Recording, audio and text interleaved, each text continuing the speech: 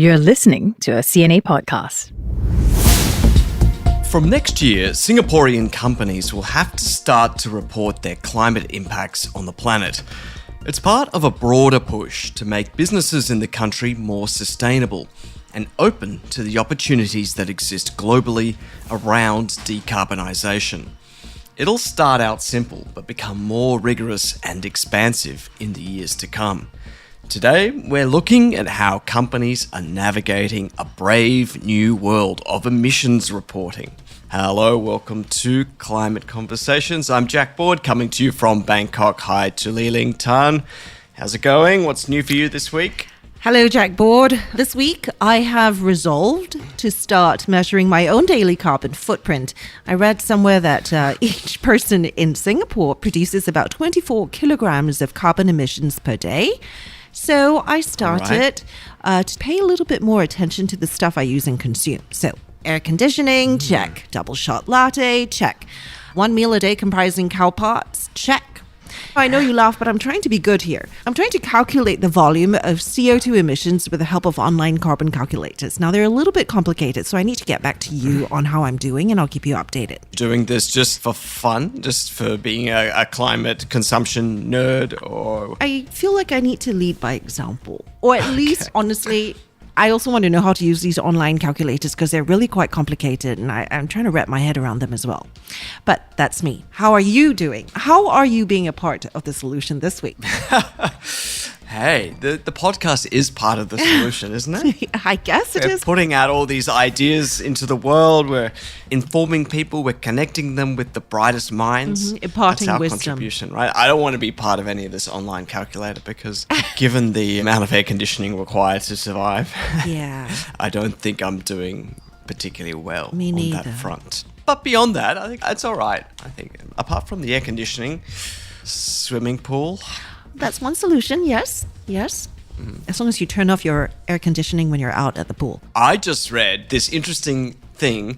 I think it was in the New York Times suggesting that keeping your air conditioner on or at all times is actually using less energy than switching it on and off and making it cool the room again once you've returned home. That's right.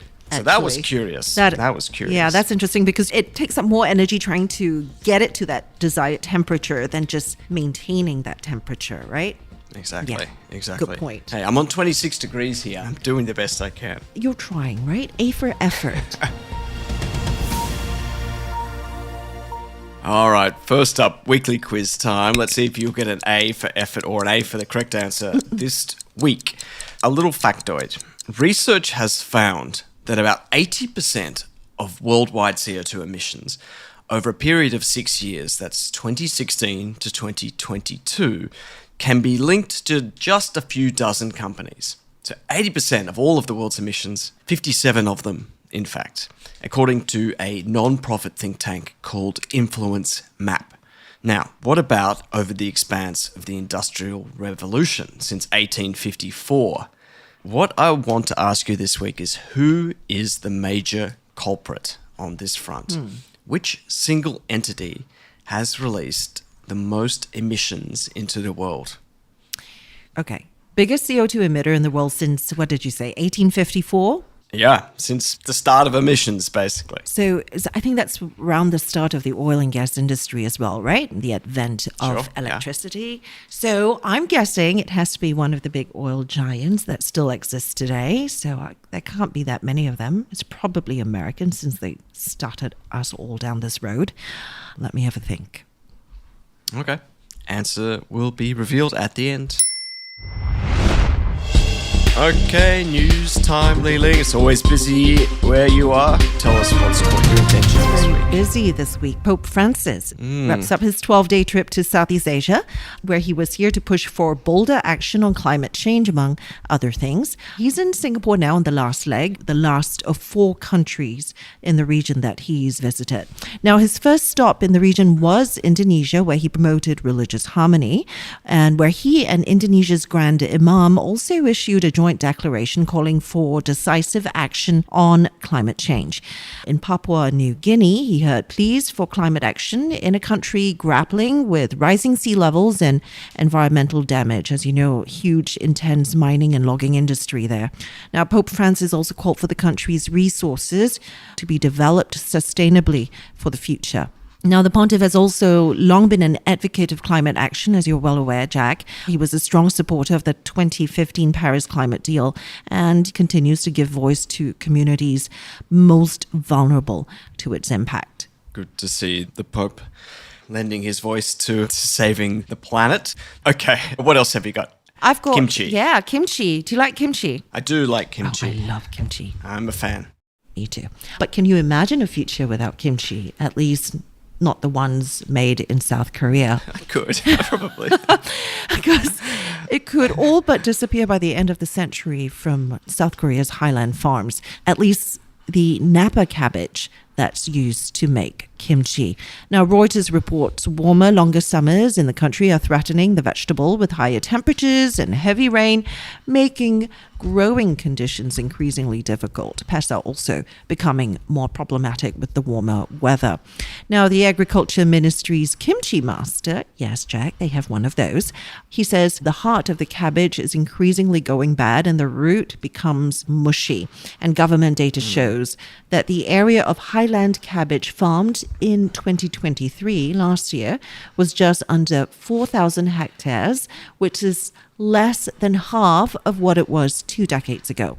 And projections suggest that the farming area could shrink to just 44 hectares in the next 25 years and then none by 2090. Goodbye, kimchi. That would be sad. Yeah. Korea has had such a hot summer. I think they've recorded the hottest average summertime temperature on record this year. So I'm sure that hasn't been good for the kimchi growing. I just had a kimchi cocktail recently. How was that? Actually, really good. Really? Really good. Yeah. Let's not get into all that. All right. Let's go to our main story this week. 2025, start of the fiscal year. There's going to be a corporate shakeup in the ways that large listed companies in Singapore report their greenhouse gas emissions. Mandatory climate disclosure. Welcome to the stage. It will mean that these big companies will need to report their Scope 1 and Scope 2 emissions and how climate considerations are integrated into their overall business strategy. Now, by 2026, the scheme will expand to include Scope 3 emissions, and then in 2027 to include large non-listed companies. And I know what y'all are thinking. What is Scope 1, 2, 3 again? In short, Scope 1 emissions are the direct emissions from business activities. What the business alone emits, like using fuel or burning energy or even generating energy on site. Now, Scope 2, that's indirect emissions acquired by the company, like buying electricity from a utility company, for example. And then there's Scope 3, the biggest headache of all. It's basically everything else upstream and downstream, emissions generated along the entire value chain, from the suppliers and vendors to the employees commuting, even how products made by the company are used or disposed of. So basically, the emissions a company cannot directly control.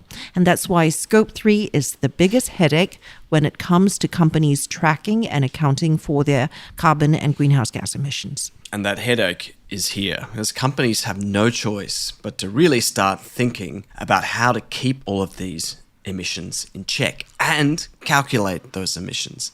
It's a matter of time. While it only includes large companies for now, it's inevitable that small and medium enterprises will also get caught up in the net.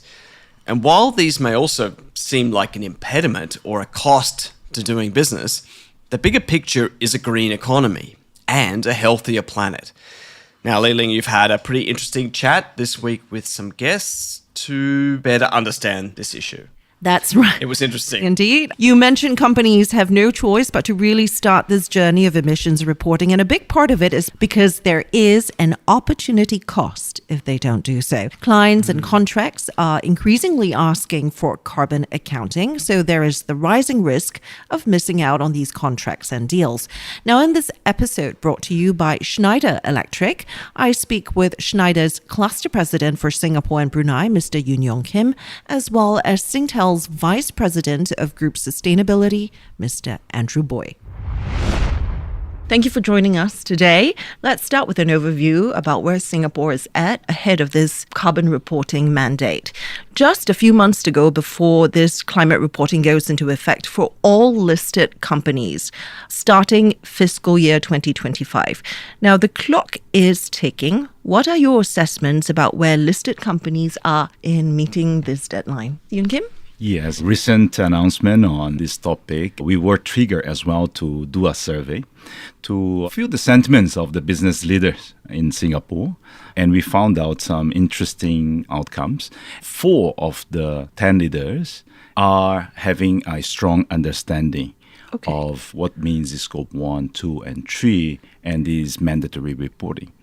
But as well as 52% has a very strong understanding of scope 1, less than 1/3 has the understanding of scope 3, what that means. But more than understanding is about measuring. Many of them are already measuring scope 1, which is 40%. But very small quantity of business leaders and companies actually measuring is only 6% measuring scope 3. Wow. Yeah. Why is it so difficult, though, to track and measure scope 3? Most of the companies, the carbon emission, it doesn't come majority from scope 1 and 2. It comes majority from the scope 3. And scope 3 is on the supply chain, your vendors, your suppliers, your partners. That are the areas that is very difficult to measure. And you have many suppliers. They have very difficult to measure manually, right? So I think it's digital adoption and technology and AI now coming is something that will enable to make it in a more efficient way. What about you, Andrew? Is Singapore where it needs to be? Are listed companies ready to actually meet this deadline from your perspective? Well, I think the companies are at different stages of the journey, as Yoon Kim mentioned.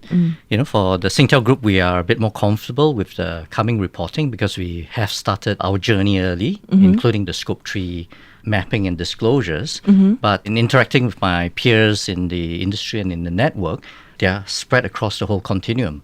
So many of the larger companies who have been doing sustainability disclosures for the past decade, I would say they're reasonably comfortable. They've started some of the work on the Scope 3. But as Yoon Kim mentioned, it's actually quite a complex, long-drawn, iterative process. So even while we have started disclosures, it's a process of constant refinement.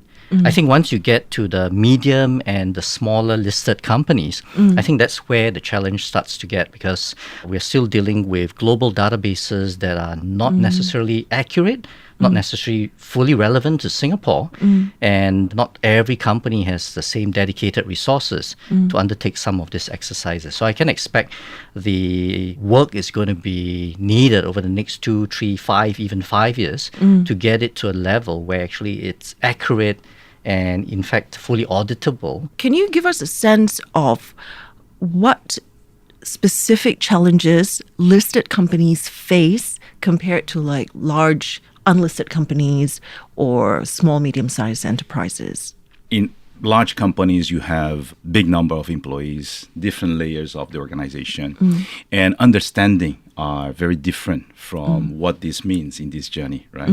And in fact, in our survey as well, we identified the differences between the board of directors and as well as the senior leaders has a different level of quantity and qualitative aspects. So 8% of the board members are acquainted of this journey and they are very comfortable. But only 1/3 or even less than 1/3 of the senior managers in the same organization are comfortable in this journey. So we see that scope 3 depends very much on your supply chain. And the supply chain depends on, most of the time, small and medium enterprises. And if those are not prepared into this journey, then it's very challenging to the MNCs and large companies to get into the achievement of their targets. And just to build on what Yoon Kim mentioned, actually reporting is only the outcome of how the company operates. And when you're dealing with the topic of climate change and action you need to take, it's actually a very interdependent topic throughout the whole organization. So apart from what you mentioned, where every level of the organization needs to be educated all the way up from management to the board, you need that because one of the major aspects of the disclosures is about how companies are enhancing the governance process. And you can't govern if you don't have information. So education is key. And even at Singtel, as recent as our recent board meetings, we're constantly running additional training and learning sessions where we also bring in experts to share with them. But then when you talk about some of the requirements where they then have to disclose their climate strategy and risk management, one of the challenges, they're now dealing with very long-range issues for which it's not present information. Climate scenarios, legislation, policy, supply chain risk. And it does mean companies also need to be able to be comfortable dealing with uncertainty, dealing with scenarios for both strategy and risk management, which makes it a lot more complex. There's no fixed answer. And of course, like Yoon Kim mentioned, when you come to scope 3, you're dealing with a huge supply chain that may also not be at the level of maturity for their own disclosures. So these are some of the challenges. And again, I don't think it's unsurmountable. It's really just a matter of it takes time, it takes iteration, it takes effort, and the earlier companies start, they get there faster. And I wanted to ask you about your last fiscal year's sustainability report. If I am correct, Singtel cut emissions by 33.5%, which is lower than the previous fiscal year. I think it was 53%. But it doesn't necessarily mean you did worse than the prior fiscal year, right? How do you qualify that you did better, even though technically you cut a lower percentage? Now, a lot of emissions reduction comes from improvements in the accounting methodology, right? So as companies, when you first start your scope 3, because you're dealing with a lot of different suppliers' information, normally the first stage you use, you're using global emissions databases, which may not be the most accurate. And then as we've jumped into that and looked at the details, it allows us to identify which are the, say, suppliers, which are major suppliers, where we then engage directly. And when we engage with them directly, many of them can give us their company emissions, which allows better, more accurate emissions calculation. Okay. And then once the company has their company-based emissions, we then engage them for product shipment level emissions. I mean, specific to what they're producing for the Singtel Group, right? So as you move from industry-based averages to company-based to product and specific shipment-based, you actually improve the emissions accuracy.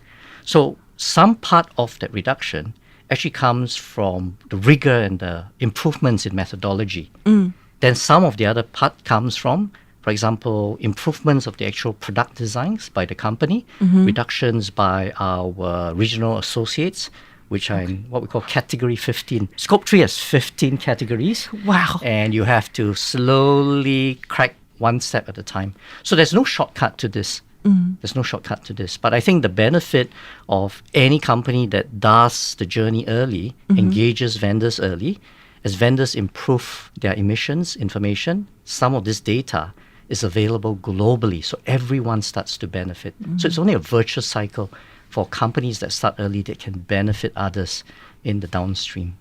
Yoon Kim, what role does Schneider play in helping companies transition?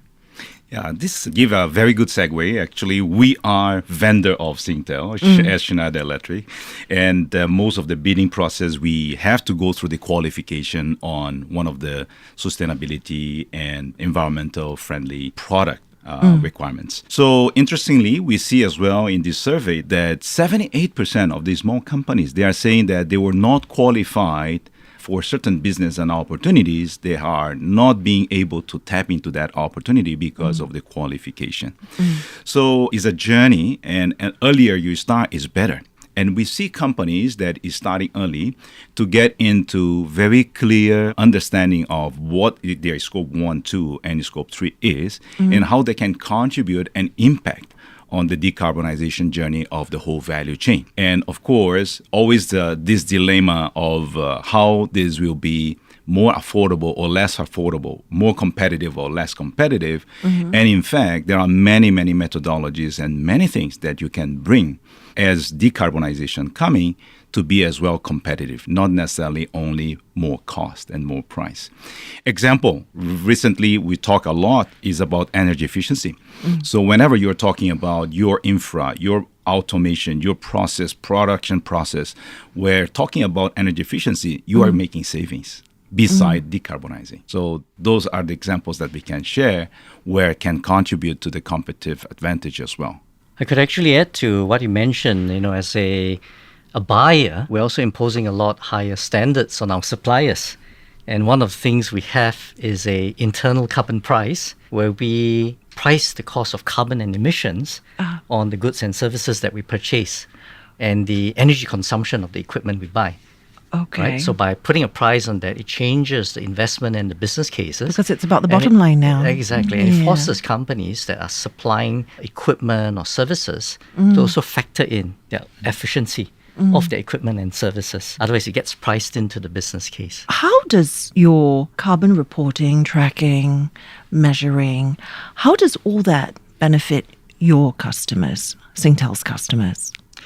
At the end of the day, we are a major supplier to both consumer and enterprise and government customers. Many of our customers are multinationals, and they also operate in jurisdictions that actually have sometimes even higher legislative requirements for climate action, emissions reduction, right? So when we are able to provide our customers with more accurate emissions information, or we are able to reduce the emissions of our services indirectly, that helps them reduce their Scope 3 emissions.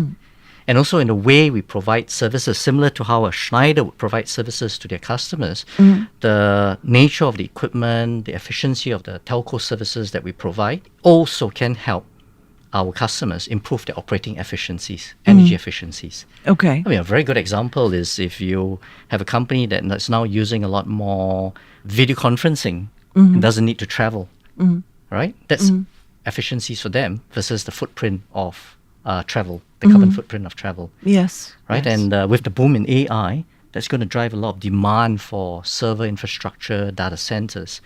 Right? So as we build data centers and we build them with great efficiencies and liquid cooling, and over time get more renewable energy into the energy supply, it actually improves the energy efficiencies of the data centers within which many of our customers co-locate their servers and their equipment. So that actually benefits them as well, not only from emissions, from energy consumption, but also from an environmental impact.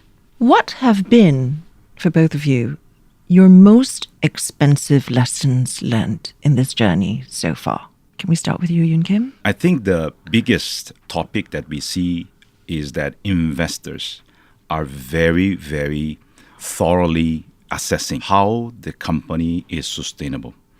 And is sustainable for long term, not only on the environmental aspect, but is the whole ESG, right? The environmental, social, and governance. And that's something we see very clearly. So we see companies that topic is not well treated or well managed, then you see the fluctuations of the share prices and shareholder decisions of divesting very clearly, because that creates a lot of liabilities in the future. So for us, being a company that is in 15 years, almost more than 15 years in this journey, we see today our shareholders, more than 30% of the shareholders are the shareholders that is interested on the green companies. So it's very interesting to see how, when you talk about the whole stakeholders, looking to the customer, looking to the employees and the vendors, but as well as our investors, our shareholders. What about you, Andrew? I'll give to the most expensive, one actual and one potential. Okay. I'll say the actual was, even as we were early into the climate action and we started looking at renewable energies earlier, we could have been a lot more aggressive in the acquisition of renewable energy, because in recent years, renewable energy costs have gone up significantly. The demand relative to supply has been significant. And in a market like Singapore, you've had a lot of inflation of the price of renewable energy. Right? So in a way, the cost of slower action is actually increasing for companies as they are now trying to green versus those who had greened earlier. So that's one way that could say it's a bit more expensive today. Okay. For being slightly later than what would have been ideal, you're paying the price. Okay. The other one is potential, and it's almost like what Yoon Kim mentioned. I think if companies are not green, at some stage, customers will not be buying from them. And that, in a way, it's not more expensive, you're just losing business. Right? So I think the imperative to be sustainable is not just for the doing good part, but I believe the commercial implications would become greater over time as more and more companies, buyers, governments put a stronger focus on sustainable credentials of a company. And in the same way as we are implementing carbon pricing on our suppliers that could shape whether we buy from vendor A or vendor B, in the same way that could also apply to us in terms of whether we gain or lose business in the telco and the data center business. Do you feel that there is enough support from the government to help businesses embark on this journey by way of grants or solutions or digital support? We have been in this journey for 2.5 years when I think 2021, when we had the launch of the Green Plan 2020-30. And we see a lot of collaboration and support from the government. Not only grants, but as well as a lot of training and creating platform that ecosystem, the people that is involved in this community and the nation be able to be trained to understand and to evolve in this journey together. And I can mention a few examples. We have been collaborating with Enterprise Singapore. We have been collaborating as well with the Ministry of Sustainability and Environment. And there are beyond training and grants that go up to 70% in anything related to reporting and sustainability trainings, as well as skill of the future in sustainability. In our case, we have been working together with different entities, private entities as well, financing, banking. Example as UOB that is working on U Energy, for instance, how to make it the usage of energy more efficient for SMEs, for industries, manufacturing sites, and so on. So I think there are a lot of support from private sector as well as public sector, and a lot of grants as well. But to leverage those supports and the grants needs to be widely communicated, and that will help people to engage in this journey. Yoon Kim has covered all the major incentives. I'll provide a regional lens because I look after sustainability at a regional level. And I have to say, Singapore, as always, the government does a lot. And in the last couple of years, the acceleration of policy, incentives, subsidies, training has been phenomenal.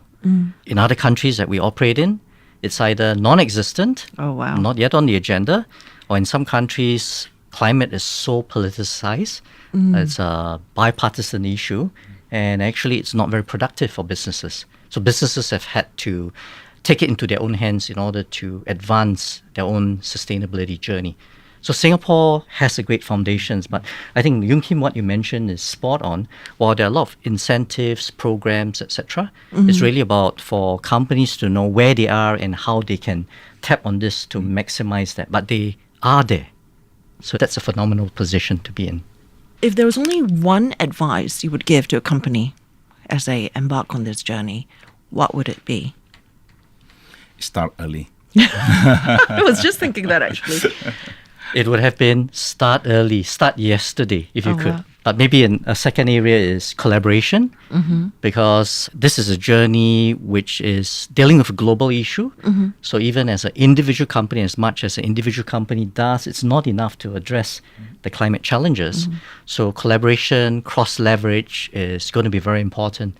And that's why we felt Singtel, together with some of our partners like PwC, working with the Singapore Business Federation, we felt we could actually advance Singapore's climate journey by working on the National Emissions Registry so that more companies can tap on emissions information that's more specific to Singapore, because we're still using a lot of global emissions databases that don't reflect the logistics, the cost of emissions of logistics in Asia relative to where these databases have been built, which mostly would be from Europe and maybe even the US. Okay, great. Thank you both so much for joining us on the podcast. Thank you very much you. for having us. Okay, it's quiz time. Repeating the question for you, Lele. Which single entity has released the most emissions into the world? Imagine being this entity. Wow, do you reckon you'd feel guilty? I don't know, right? I don't know. Probably not. So, oil and gas sector in America, that's mid to late 1800s. That's really when it started to grow. Drilling started. So we're talking about the big four oil and gas companies, probably. What's the guy's name who founded that first oil company that had to be split up later into all the others? Do you remember? Do you know what I'm talking? Am I going totally the wrong direction? You tell me, eh? Rockefeller. So I'm going to guess it's either Chevron or ExxonMobil, because that was Standard Oil back in the late 1800s. So I'm going to go with ExxonMobil, which is the largest oil and gas today. Pretty good. Very informed guess. ExxonMobil is the third highest emitting company in history. Chevron is the second highest. The number one, the most emissions, belongs to Aramco, Saudi Arabian Really? oil group. More so than ExxonMobil? Wow. Yep, 3.6% of all emissions. Narrowly beating out Chevron, ExxonMobil, and Russia's Gazprom, which was in fourth position. There are some little asterisks, I would say, on the result, because there are also included in this study, there are some historic nation-state producers that didn't have formal enterprises set up. So, for example, the former Soviet Union, it clocks in at 6.8% of all emissions. Or China's coal production, for example, under various state guises, that's 14%. But in terms of a single formal entity, it is Aramco. That's why you made such a big deal about calling it an entity and not a company. All right. I should have picked up on that. But okay. This was a good one. This was fun. You're welcome. More of that next week. All right, guys, that's it for Climate Conversations. Thanks as always for joining us. We'll be back next week. And until then, I'm Li-Ling Tan. Bye for now. I'm Jack Board. Thanks as always to the team that put together this podcast: Tiffany Ang, Janani Jahari, Crispina Robert, and Sai Yeo Win.